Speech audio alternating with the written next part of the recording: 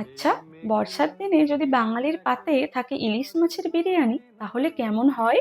ইলিশ বিরিয়ানি বানানোর জন্য প্রথমেই ইলিশ মাছটা ভালো করে ধুয়ে কেটে পিস করে নেব। এবার মাছগুলোকে ম্যারিনেট করে নেব নুন, হলুদ গুঁড়ো, সর্ষে পোস্ত ও কাঁচা লঙ্কা বাটা, ফেটিয়ে রাখা টক দই, সামান্য লেমন জেস্ট ও সরিষার তেল দিয়ে। এবার একটা পাত্রে মাছগুলোকে ভাপাতে দেব। অন্যদিকে একটা কড়াইতে তেল গরম করে সরু সরু করে কেটে রাখা পেঁয়াজ ভেজে বেরেস্তা বানিয়ে তুলে রাখলাম।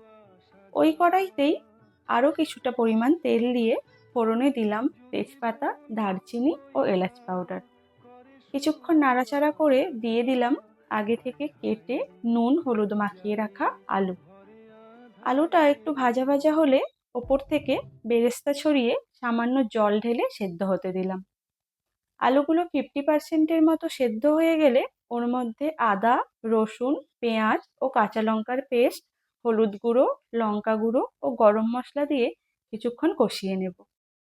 অন্যদিকে একটা বাটিতে কিছুটা পরিমাণ দুধ নিয়ে তার মধ্যে সামান্য কেশর, গোলাপ জল ও কেওড়া জল দিয়ে ভালো করে গুলে কষানো আলুর মধ্যে দিয়ে আরও কিছুক্ষণ সময় ধরে সবকিছু ভালোভাবে মিশিয়ে নামিয়ে নেব। আর হ্যাঁ, নামানোর আগে অবশ্যই নুনটা চেক করে নেবেন। এবার ভাত বসানোর পালা। একটা হাঁড়িতে জল গরম করে তাতে লবণ, গোটা গরম মশলা দিয়ে ধুয়ে রাখা চাল 70% মতো সেদ্ধ করে জল ঝরিয়ে নামিয়ে রাখ। ব্যাস, মোটামুটি সব কাজই প্রায় শেষ। এবার লেয়ারিংয়ের জন্য একটা বিরিয়ানির হাঁড়িতে ভালো করে বাটার মাখিয়ে নেব। আপনারা চাইলে ঘি বা অয়েলও ব্যবহার করতে পারেন।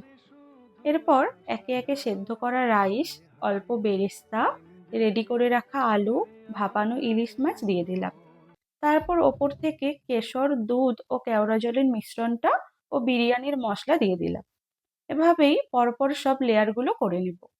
তারপর বিরিয়ানির হাঁড়িটা 45 মিনিটের জন্য দমে বসিয়ে দেব। ব্যাস, 45 মিনিট পরেই রেডি আমাদের ঝরঝরে সুস্বাদু ইলিশ মাছের বিরিয়ানি।